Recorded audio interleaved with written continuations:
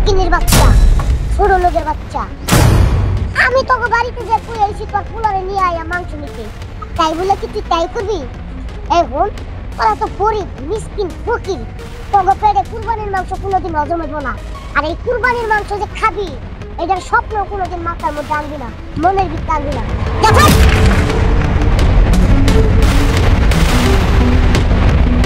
সাগরে বুঝামু যে আসলে আমি একটা সৎ লোক, মানুষের দেহাই যে আমি মাংস দেই, আসলে তো দিব না।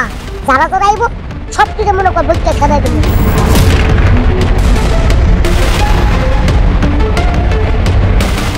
হাদিসে কি বলা আছে জানো? একটা গরু কুরবানি দিলে 3টা বন্ডক করতে হয়। এক বন্ডক ফকির মিসকিনদের দেওয়া লাগে, এক বন্ডক আত্মীয় স্বজনদের দেওয়া লাগে, আরেক বন্ডক নিজেরা খাওয়া লাগে।